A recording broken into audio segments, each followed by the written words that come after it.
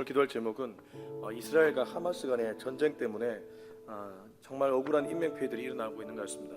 제가 기사를 보니까 700명 가량이 이미 죽었고 또 언론 보도에 따르니까 시체가 널브러져 있다는 그런 얘기까지 있습니다.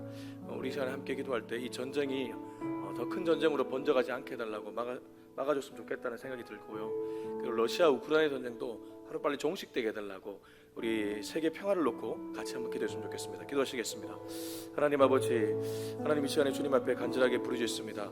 하나님, 지금 이스라엘과 아버지 하마스가 아버지 가자 지구에서 지금 전쟁을 치르고 있습니다. 하나님, 물론 전쟁의 이유야 찾으려면 얼마나 많이 있겠습니까? 그러나 그 전쟁 때문에 피해를 입는 사람들은 결국 아버지 하나님 참 힘없고 나약한 국민들입니다. 하나님, 나라의 국민들이 이렇게 억울하게 죽어나가고 있는 것, 하나님 누구에게 과연 보람이 있는 일이겠습니까? 아버지, 자기의 권리를 찾겠다고 전쟁을 치르다가 억울한 인명피해가 발생하고 있으니 얼마나 안타까운 일인지 모르겠습니다. 하루빨리 이 전쟁이 종식될 수 있도록 도와주시옵소서. 전쟁으로 이득을 취하는 사람들은 결국 자본가들이고 아버지 몇몇의 사람들일 뿐입니다. 하나님, 그런 사람들만 배를 불리다가 억울한 인명들이 죽어나가지 않도록 주여 이 전쟁을 막아주시옵시고 더 이상 더 큰 전쟁으로 번져나가지 않도록 도와주시옵소서. 하나님 아버지, 우크라이나 러시아 전쟁도 아버지 하나님 이제 전쟁이 마칠 때가 된 것 같습니다. 주님 간섭하여 주시옵소서. 양국과 간의 평화협정이 이루어질 수 있도록 도와주시옵시고 하나님, 서로가 영토를 빼앗는 그런 어리석은 일들을 그만하고 아버지 하나님 이제 전쟁이 종식되고 세계의 평화가 도래할 수 있도록 주님 도와주시옵소서. 하나님 아버지, 하나님이 원하는 것은 샬롬, 평화인 줄로 믿습니다. 이 이스라엘 땅에 웬 전쟁이 일어나서 전 세계가 참 안타까워하고 있습니다. 하나님, 억울하게 죽은 인명들 불쌍히 여겨주시고 그 가족들을 위로해 주시고 더 이상의 인명피해가 없도록 막아주시옵소서. 전쟁이 최소화될 수 있도록 하나님 도와주시옵소서. 이스라엘도 이제 본격적으로 전쟁을 선언해 버렸습니다. 하나님, 이 전쟁이 자꾸만 커져가면 결국 전쟁이 또 다른 전쟁을 낳을 뿐인 것을 우리는 알고 있습니다. 하나님, 역사를 통해서도 알고 있습니다. 더 이상의 전쟁이 일어나지 않도록 주님께서 적극적으로 개입하여 주시옵소서. 그렇게 일하실 하나님을 기대하며 이 모든 말씀 예수님의 이름으로 기도합니다. 아멘. 네, 하나님 말씀 잠언 6장입니다. 잠언 6장 1절부터 35절까지 너무 길기 때문에 말씀 읽는 것은 25절에 35절을 읽고 말씀은 전체를 나누겠습니다.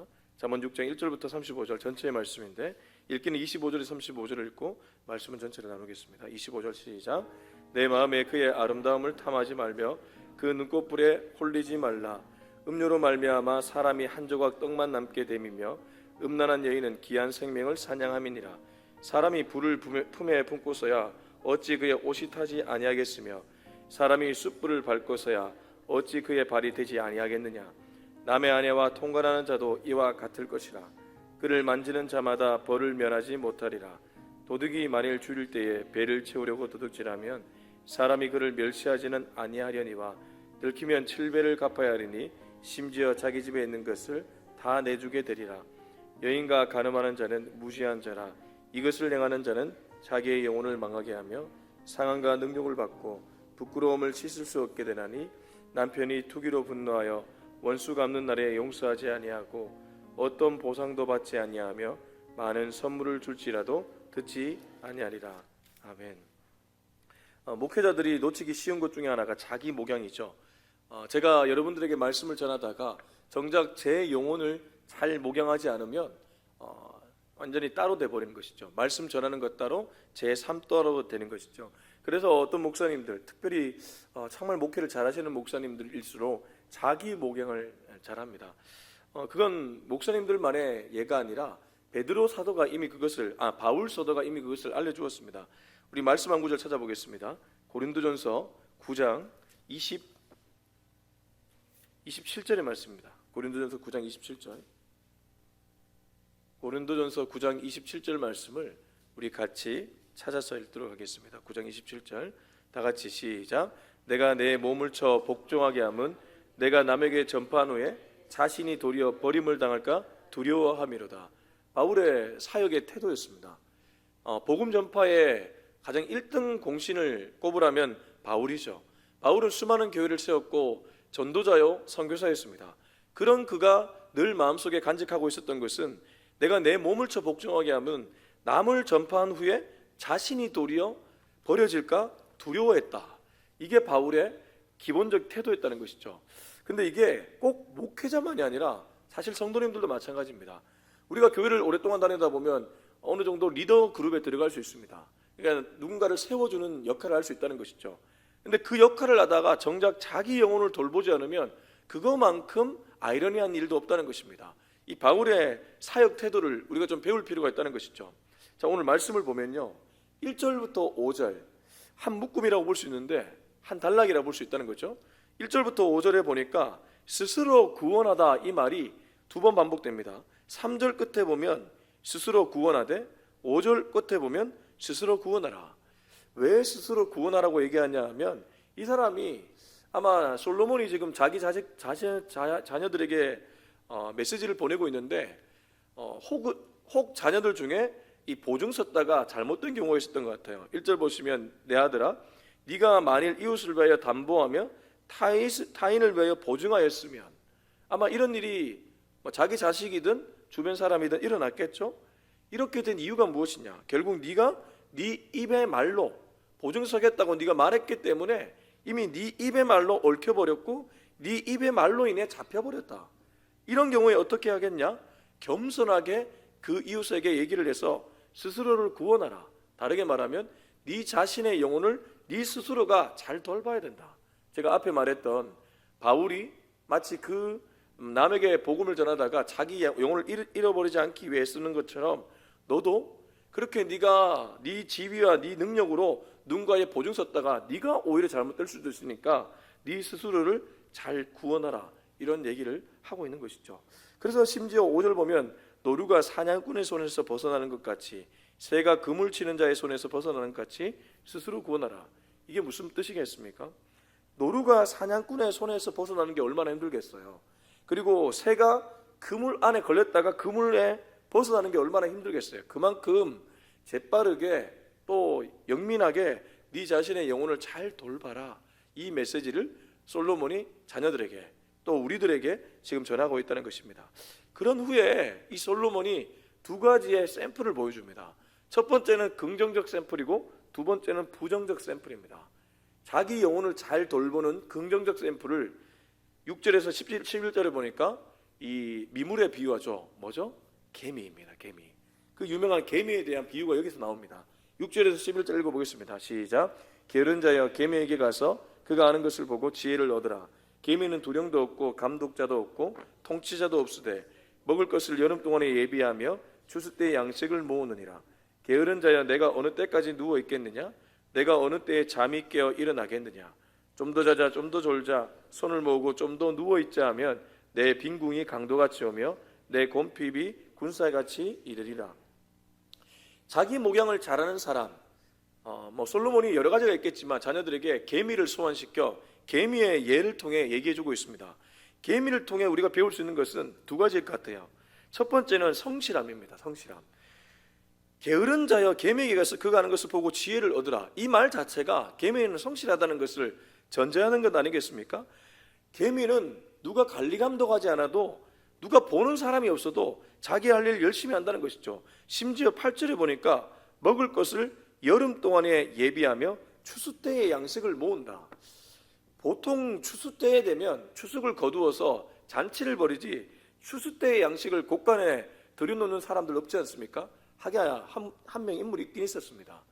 저기 구약에 가면 요셉이 그랬죠. 요셉이 7년 풍년 때 오히려 창고에 들였다가 7년 흉년 때 흉년을 잘 대비하지 않았습니까? 그러니까 요셉의 지혜는 곧 개미의 지혜라고 볼 수 있고, 이게 솔로몬이 자녀들에게 본받아라고 하는 자기 목양 잘하는 사람의 특징이라는 거예요. 자기 목양 잘하는 사람들은 성실합니다. 여러분들 지금 성실하시죠? 아침에 매일 이렇게 나와서 예배 드리시는 거 보면 너무 성실하십니다. 저도 목회자지만 이런 휴일 같은 날 아침에 좀 쉬고 싶을 때가 있거든요. 근데도 이 아침에 나온다는 것 자체가 영혼 목양을 잘하는 일인 줄로 믿습니다. 그리고 두 번째 가치가 겸손함입니다. 왜 겸손하냐 하면 이 정도면 됐다는 생각 들 때 많이 있지 않습니까?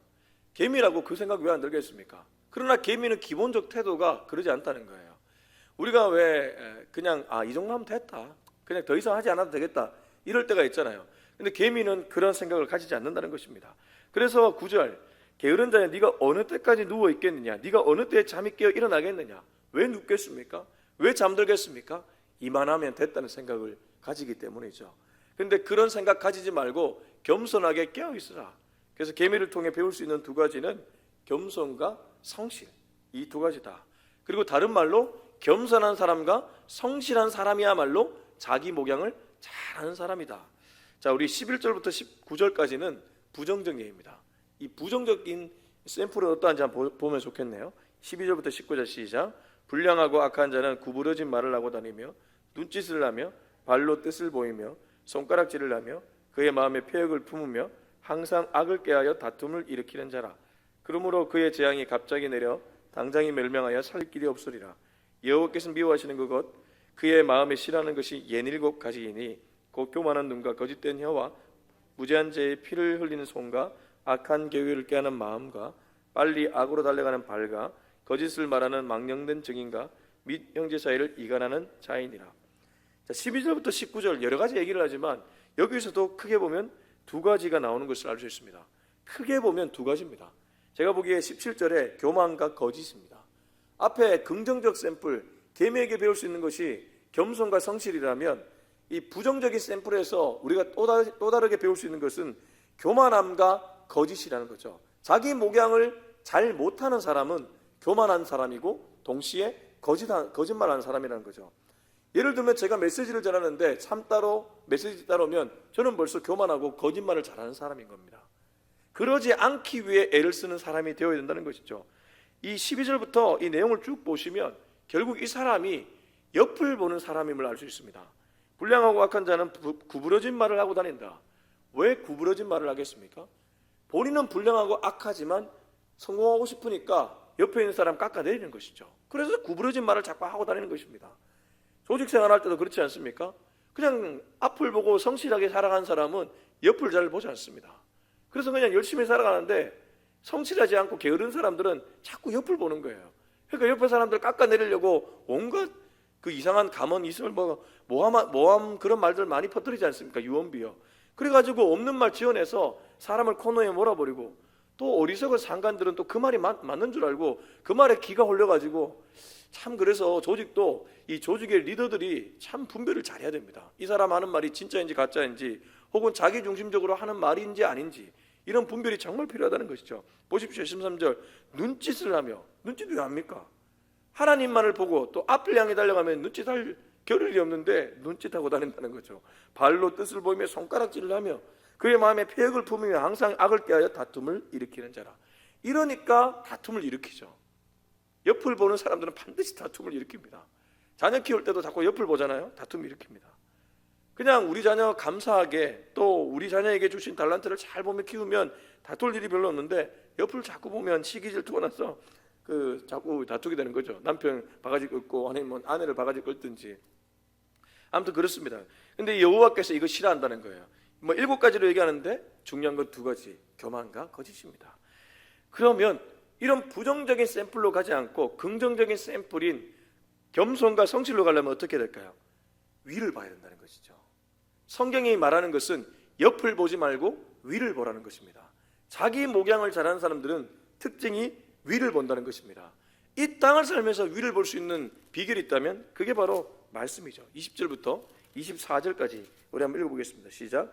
내 아들아 내 아비의 명령을 지키며 내 어미의 법을 떠나지 말고 그것을 항상 내 마음에 새기며 내 목에 매라.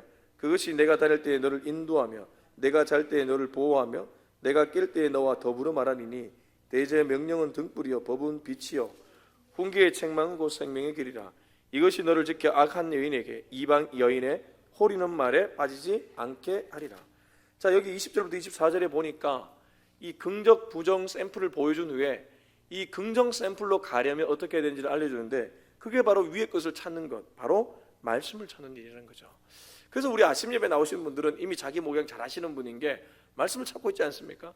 말씀을 찾는 사람들은 자기 목양을 잘하는 사람입니다. 근데 말씀을 찾지 않고 사람을 찾거나 환경을 찾거나 자꾸 자기 눈에 익숙한 것을 찾는 사람들은 오히려 자기 목양을 잘 못하는 사람이라는 거죠. 내 아들아 내 아비의 명령, 이 아비의 명령은 솔로몬의 명령을 가리키는 것이 아니라 더 고차원적으로 보면 자기에게 말씀을 주신 하나님을 찾으라는 뜻입니다. 내 어미의 법, 이것도 마찬가지입니다. 어미에게 법을 주신 하나님을 찾으라는 것입니다. 그것을 항상 내 마음에 새기며 네 목에 매라. 그것이 네가 다닐 때에 너를 인도하며, 말씀이 우리를 인도한다는 거죠. 네가 잘 때 너를 보호하며. 제가 이번에 그 뉴스 보도를 보다가 하마스와 이스라엘 전쟁이 일어났잖아요. 이스라엘이 전 세계에서 가장 미사일 방어 수단이 좋다고 합니다. 이 아이언돔이라고 유명한 이 미사일 방어 체계가 있대요. 뭐 대한민국의 패트리어트 이런 거하고 비교할 수 없는 겁니다. 아마 미국이 아마 좀 좋았던 것 같은데, 아이언돔이라는 방어 체계를 갖고 있고요. 이스라엘 전쟁 정보는 세계 최고라고 합니다. 그 정도로 이스라엘이 아주 대단한 이 군사력을 갖고 있는데, 근데 어떻습니까? 하마스가 기습 공격을 하니까 다 무너져 내리는 거예요. 이게 무슨 말입니까? 아무리 똑똑한 사람들이 최첨단 방어 체계를 갖춰도 다 뚫린다는 거예요. 인간이 스스로를 보호할 수 없다는 겁니다. 22절 다시 한번 보세요. 그것이 네가 다닐 때 너를 인도하여 네가 잘 때 너를 보호한다. 이번에 이 전쟁이 언제 일어났냐 하면 수막절이라고 유대 절기 중에 수막절이 있는데, 수막절 다음날 안식일 때 이 새벽에 공격해 버린 거예요. 그러니까 이스라엘 입장에서는 무방비에서 당해버린 거예요. 잘 때에 공격했다는 것입니다. 그런데 우리는 잘 때 누가 보호해 주신다고요? 하나님이 보호해 주신다는 겁니다. 이게 얼마나 감사한 일인지 모릅니다. 그럼 이스라엘에 하나님이 없는가? 그 사람들 지금 유대인들이잖아요. 이 사람들은 구약의 하나님만 믿거든요. 신약의 예수님을 믿지 않아요. 신약의 예수님은 그냥 선지자 중에 한 명이죠. 저와 여러분은 구약의 하나님, 그리고 그분의 아들 되신 예수 그리스도를 믿는 사람들인 줄 믿습니다. 이게 온전한 믿음을 가진 사람들이죠. 아무튼 그런 사람들은 말씀을 찾고, 말씀을 찾는 사람들은 하나님이 직접 보여주신다. 대저 명령은 등불이요 법은 빛이요 훈계의 책망은 생명의 길이라. 쉽게 말하면 말씀은 나의 등불이고, 말씀은 나의 빛이고, 말씀은 나의 생명의 길이라고 얘기해 주는 것입니다. 말씀이 나를 지켜주는 등불이고, 말씀이 나를 어둠의 길로 빠지지 않게 만드는 빛이고, 말씀이 나를 죽음이 아니라 생명의 길로 인도하는 유일한 무기이다, 이 얘기를 하고 있는다는 것이죠. 그리고 24절에 우리들이 뭐에 빠지기 쉬운지를 알려주는데, 여기 악한 여인과 이방 여인은 결국 이 의인화되어서 우리를 공격해오는 사단 마귀를 가리킵니다. 이 사단 마귀는 우리의 약점을 너무나 잘 알고 있습니다. 특별히 이 말로 우리를 유혹하죠. 그래서 여기 보면 이방 여인의 호리는 말에 빠지지 않게 하라. 말씀을 주야로 묵상하면 이 호리는 말에 빠지지 않지만, 그러지 않으면 이 말씀 때문에, 이 이방 여인의 호리는 말 때문에, 사단의 말 때문에 우리가 이게 속이 뒤집어질 때가 많다는 것입니다. 자, 25절부터 35절까지 읽고 마무리하겠습니다. 시작. 내 마음에 그의 아름다움을 탐하지 말며 그 눈꽃불에 홀리지 말라. 음료로 말미암아 사람이 한 조각 떡만 남게 됨이며 음란한 여인은 귀한 생명을 사냥함이니라. 사람이 불을 품에 품고서야 어찌 그의 옷이 타지 아니하겠으며 사람이 숯불을 밟고서야 어찌 그의 발이 되지 아니하겠느냐. 남의 아내와 통관하는 자도 이와 같을 것이라. 그를 만지는 자마다 벌을 면하지 못하리라. 도둑이 만일 줄일 때에 배를 채우려고 도둑질하면 사람이 그를 멸시하지는 아니하려니와 들키면 7배를 갚아야 하리니 심지어 자기 집에 있는 것을 다 내주게 되리라. 여인과 간음하는 자는 무지한 자라. 이것을 행하는 자는 자기의 영혼을 망하게 하며 상한과 능욕을 받고 부끄러움을 씻을 수 없게 되나니, 남편이 투기로 분노하여 원수 갚는 날에 용서하지 아니하고 어떤 보상도 받지 아니하며 많은 선물을 줄지라도 듣지 아니하리라. 그래서 여기 제가 앞서 사단마귀, 이방 여인으로 이렇게 의인화됐는데, 이 사탄마귀는 우리의 약점을 타고 들어오는데 25절 보십시오. 안목의 정욕입니다. 네 마음에 그의 아름다움을 탐하지 말라. 이게 보기 좋은 떡이 먹기 좋다고 말은 하지만 가끔은 사단마귀가 강명한 천사의 얼굴로 오지 않습니까? 그러니까 깜빡 속는 것이죠. 그러니까 우리의 약점을 누구보다 잘 알고 있습니다. 아, 너는 눈이 약하구나. 요걸 보여주면 너는 바로 넘어가는구나. 바로 넘어간다는 것입니다. 어떤 사람은 또 분노를 잘 내는 사람이 있거든요. 그러면 분노 낼 상황을 딱 만들어서 넘어지게 만듭니다. 은혜를 엄청 받아도 딱 집에 들어가서 분노 낼 상황 만들면 바로 은혜 쏟아버리는 것이죠. 사단마귀가 쓰는 무기가 이렇다는 것입니다. 그래서 영적으로 깨어 있어야 됩니다. 깨어 있지 않으면 이런 공격이 부지불식간에 우리들에게 들어오면 우리가 넘어진다는 것입니다. 26절 음료로 말미암아 사람이 한 조각 떡만 남게 됨이며 음란한 여인은 귀한 생명을 사냥함이니라. 무엇입니까? 넘어지게 만들어서 남는 게 없게 만든다는 것입니다. 겉으로 보면 다 줄 것처럼 그렇게 유혹하지만 나중엔 오히려 아무것도 남지 않는다는 것이죠. 사람이 불을 품에 품고서 어찌 그의 옷이 타지 않겠으며 사람이 숯불을 밟고서 어찌 그의 발이 되지 아니겠느냐. 결국 그 불이 자기를 분노를 나게끔 만드는데 사단은 그 불을 이용한다는 것입니다. 내 마음에 있는 그 불을, 하나님은 그 불을 긍정적이고 복음을 전하는데 열정으로 사용한다면 사단은 그 불을 사람을 죽이는 데 쓴다는 것입니다. 그러니까 결국에는 불이 있는데 불이 어떤 방향을 가느냐에 따라 달라질 수 있다는 것이죠. 하나님 쪽으로 가면 그 불로 말미암아 사람이 살아나지만 사단 마귀 쪽으로 가면 그 불로 말미암아 사람이 죽게 된다는 것입니다. 제가 이게 참 안타까운 또 사건들이 또 요즘 일어나더라고요. 참 유명했던 목사님들이 있는데 여러분들에게 실명을 거론하기는 어렵지만 또 그분도 7계에 걸려가지고 7계, 그 10계명 중에 7계는 무슨 계명입니까? 간음 아닙니까? 제가 아는 또 아주 유명한 목사님인데 그런 얘기가 또 들려오기 시작하더라고요. 제발 사실이 아니기를 바랍니다. 근데 이 불을, 마음속에 있는 불을 사단이 얼마나 집요하게 공격하는지 모릅니다. 여러분 유명했던 목회자들도 넘어지는 건 보셨잖아요. 그렇게 메시지를 잘 전했던 그 청파동의 그 목사님도 그 7개 범해가지고 픽픽 쓰러져가지고 어떻습니까? 그러니까 이런 거 보면 우리가 나도 예외가 아니구나, 나도 잘못하면 그냥 넘어질 수 있겠구나. 사단 마귀는 정말 이렇게 공격해 들어옵니다. 남의 아내와 29절 통관하는 자도 이와 같을 것이라 그를 만지는 자마다 벌을 면하지 못하리라. 이 보십시오, 이런 일이 일어난다는 겁니다. 그래서 결국 마지막에 어떻게 됩니까? 32절 여인과 간음하는 자는 무지한 자라 이것을 행하는 자는 자기의 영혼을 망하게 하며. 제가 오늘 설교 서두에 사도 바울의 태도를 배워야 된다고 했죠. 사도 바울은 어떤 태도를 가진다고 했습니까? 자기 영혼을 목양 잘한다고 했잖아요. 근데 여기 보니까 자기 영혼을 망하게 하는 거예요. 이런 사람들이 메시지를 잘 전하고 능력 있는 사람들입니다. 근데 마지막에 가서 자기 영혼이 망하게 되니까 이게 얼마나 안타까운 일이냐 이 말입니다. 저와 여러분은 그 길을 걷지 않기를 주 예수의 이름으로 축복합니다.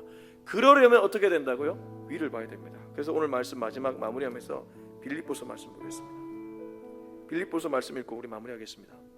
빌립보서 3장입니다. 3장 20절. 우리가 너무 잘 아는 말씀인데 빌립보서 3장 20절을 읽고 우리 마무리하도록 하겠습니다. 3장 20절 시작. 그러나 우리의 시민권은 하늘에 있는지라 거기로부터 구원하는 자 곧 주 예수 그리스도를 기다리노니. 이게 무슨 말입니까? 하늘의 시민권을 가진 사람은 위의 것을 찾을 때 자기를 구원해주는 예수 그리스도의 역사가 나타난다는 것입니다. 예수 그리스도의 역사는 언제 나타난다고요? 위의 것을 찾을 때 나타난다는 것이죠. 그분은 보좌 우편에 계십니다. 물론 그분은 우리 속에 계시기도 합니다. 그분의 영으로 우리 속에 계시죠. 그분의 영인 성령으로. 그러나 동시에 그분은 보좌 우편에 계시기 때문에 위의 것, 말씀을 찾으면 그분 자체가 위에 계신 분이기 때문에 우리를 도와주신다는 것입니다. 아래 것을 찾지 않고 옆에를 보지 않고 위의 것을 찾을 수 있는 저와 여러분이 될 수 있길 예수님의 이름으로 축복합니다. 우리 기도하시겠습니다. 이 시간 기도할 때 주님, 남에게 복음을 전하다가 내 구원을 잃어버리면 그것만큼 아이러니한 일도 없을 것입니다. 주님, 내 자신을 잘 목용할 수 있는 오늘 하루 하나의 남아있는 생애가 되게 하여 주시옵소서. 우리 같이 기도하시겠습니다. 하나님 아버지, 이 시간 주님 앞에 엎드립니다. 하나님, 남을 구원하다가 나를 구원하지 못하면 그것만큼 어리석은 일이 없을 것입니다. 주님, 남에 대한 기도는 그렇게 하다가 내 자신에 대한 기도를 하지 않으면 그것만큼 어리석은 일도 없을 것입니다. 주님 앞에 오늘도 엎드립니다. 주님, 우리 자신의 영혼을 잘 목용할 수 있도록 주님 우리를 지켜 주시옵소서. 우리 자신의 영혼이 혹시 잘못된 길로 가고 있지는 않습니까? 그럴 때마다 주님께서 알려주시옵시고 가르쳐 주시옵소서. 그래서 우리 자신의 영혼을 잃어버리지 않는 우리 모두가 되게 하여 주시옵소서. 이제는 우리 주 예수 그리스도의 은혜와 하나님의 사랑과 성령의 기름 부으심이 오늘도 우리 자신의 영혼을 주님 앞에 드리기로 다짐하는 우리 모두의 머리 위에 지금부터 영원토록 함께하기를 간절히 축원하옵나이다. 아멘.